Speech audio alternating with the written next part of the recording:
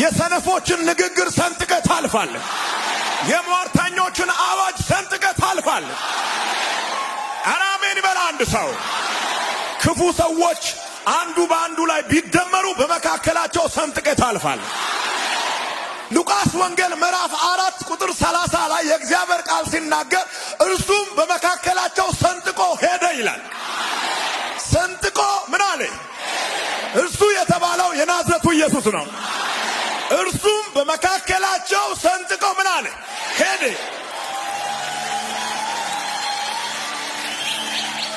እኔ ከእግዚአብሔር የተካፈልኩት ሰንጥቆ ማለፍን ነው። ስለማትሸነፉ አትፍሩ።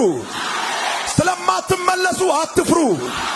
ከናንተ ጋር ያለው ከነሱ ጋር ካለው ይበልጣል። ከናንተ ጋር ያለው ከነሱ ጋር ካለው ይበልጣል። እስኪ አንድ ሰው አሜን ይበል።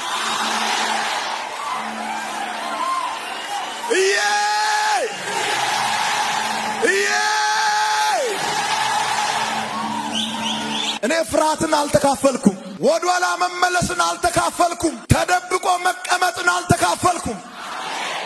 ወጥቶ መገለጥን ነው የተካፈልኩት።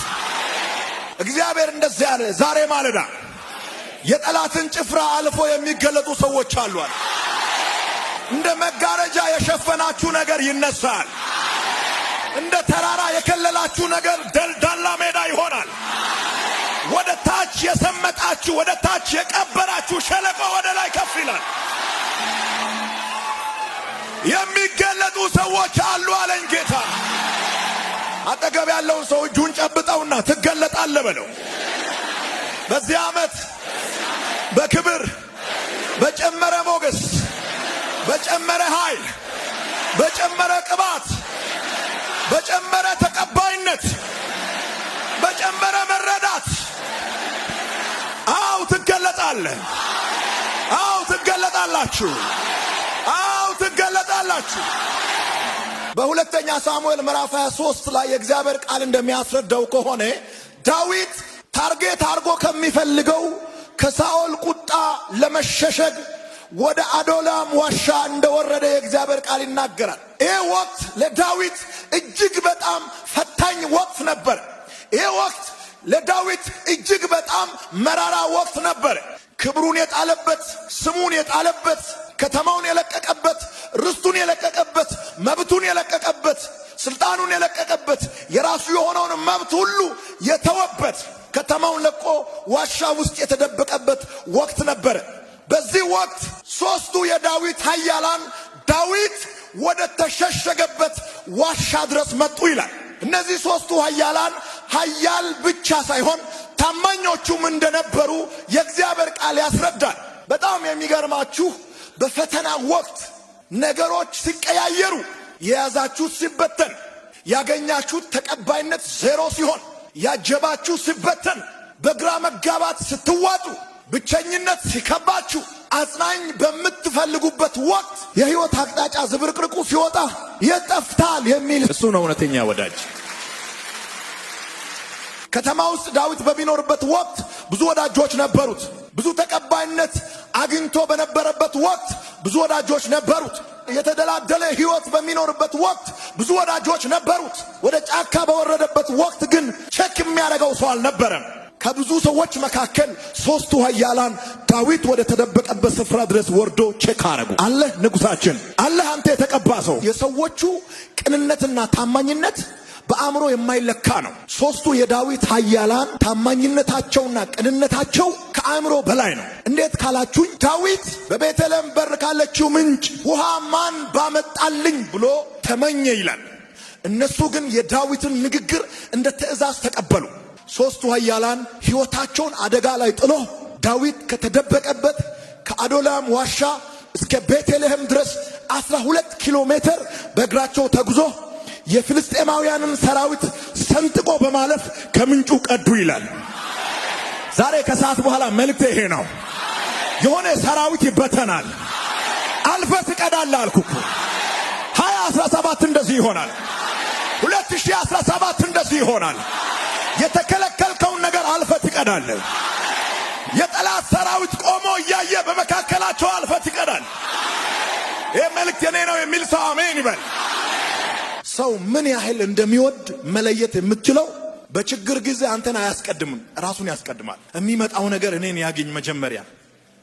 እነዚህ ሶስቱ ኃያላን እንደዚህ ነው ያሉት፣ ዳዊትን አንተ አትውጣ፣ በቤተልሔም ከተማ ያለችው ምንጭ በፍልስጤማውያን ሰራዊት እንደተከበበች እናውቃለን። አንተ ወጥተህ አደጋውን ከምትጋፈጥ እኛ እንጋፈጣለን። አንተ የእስራኤል ዓይን ነህ፣ አንተ የእስራኤል ሕልውና ነህ፣ አንተ መመታት የለብህም። ስለዚህ አንተ እዚሁን፣ እኛ እንወጣለን። ምን አይነት ወዳጅነት ነው! ምን አይነት ቅንነት ነው! ምን አይነት መልካምነት ነው!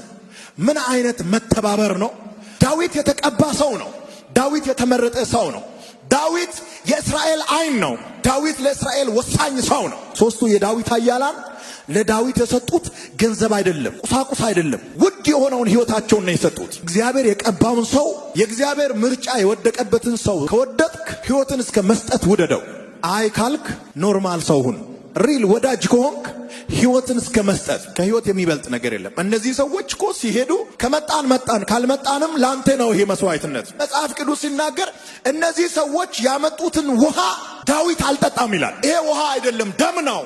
ስለዚህ ምን አልልም፣ አልጠጣም፣ የእናንተን ደም አልጠጣም አለ። ለእኔ ስትሉ ሕይወታችሁን በአደጋ ላይ ጥላችሁ ነው ያመጣችሁት። ለመመታት ወስናችሁ ነው የሄዳችሁት። ይህንን ውሃ ነው ብዬ አልጠጣም። ጎሮሮዬ እንደደረቀ ይቀጥላል እንጂ አልጠጣም። የወዳጆችን ደም አልጠጣም። አይቻለው ልባችሁን አለ። ኧረ እግዚአብሔር እንደዚህ አይነት ወዳጅ ይስጣችሁ። ሰው ሁሉ አሁን ሸንጋይ ነው፣ በጣም አታላይ ነው። በዚህ አይን ካንተ ጋር ያወራል፣ በዚህ አይን ከሌላ ጋር ያወራል።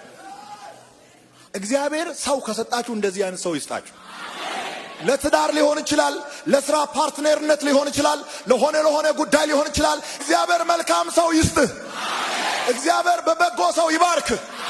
እግዚአብሔር በመልካም ሰው ይባርክ። እግዚአብሔር በቅን ሰው ይባርክ።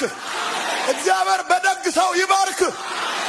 ሶስቱ የዳዊት ኃያላን ሁለት አይነት መስዋዕት ነው የከፈሉት። የመጀመሪያው ዳዊት ከተደበቀበት ከአዶላም ዋሻ ጀምሮ እስከ ቤተልሔም ከተማ ድረስ 12 ኪሎ ሜትር በእግር መጓዝን አስቡ።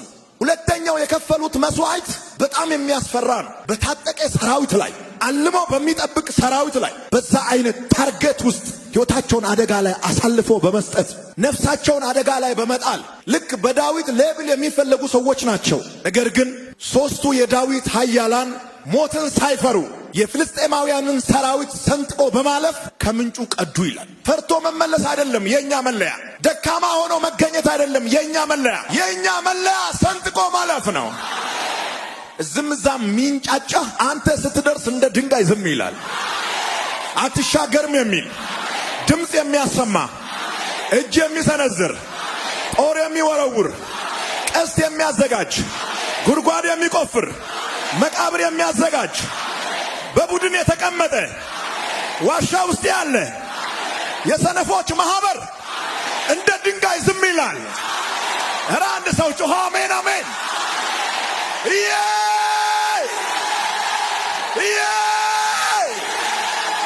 ደካማ ማንነት ውስጣችሁ ላይ ካለ ዛሬ አውጥታችሁ ትጥላላችሁ።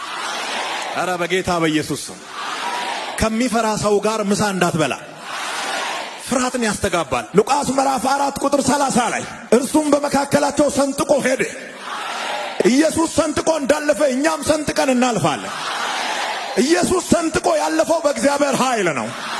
ኢየሱስ ሰንጥቆ ያለፈው በመንፈስ ቅዱስ እርዳታ ነው። እኛም በውስጣችን ካለው ከመንፈስ ቅዱስ እርዳታ የተነሳ የጠላትን ጭፍራ ሰንጥቀን እናልፋለን። አጠገብ ያለውን ሰው ነካ አድርገውና ትችላለህ በለው። ድገምልኝ። ሄሎ ሃሌሉያ። ሰንጥቀ ማለፍ፣ ሰንጥቀ ማለፍ፣ ሰንጥቀ ማለፍ፣ ሰንጥቀ ማለፍ። ባለስልጣን ልትሆን ትችላለህ። ባለሀብትም ልትሆን ትችላለህ። በጣም ዝነኛ ልትሆን ትችላለህ። በጣም እጅግ በጣም ተጽዕኖ ፈጣሪ ልትሆን ትችላለህ። የሆነ ወቅት ቦታ የሚያስለቅቅ ችግር ያጋጥማል። ይሄንን እንዳትረሳ። እንደ ጎርፍ ይመጣና ወንበርን ያስለቅቃል። እንደዚህ አይነት ቀን እንዳለ አትርሳ። በዚህ ወቅት ማን ያስፈልጋል ካልከኝ እውነተኛ ወዳጅ ያስፈልጋል። ምንም አይመጣም አትበል። ይመጣል፣ ይመጣል። የሚመጣው በቀጠሮ አይደለም፣ እንደ ጎርፍ ይመጣል። በዚህ ዓለም ህይወት እንደዚህ ነው።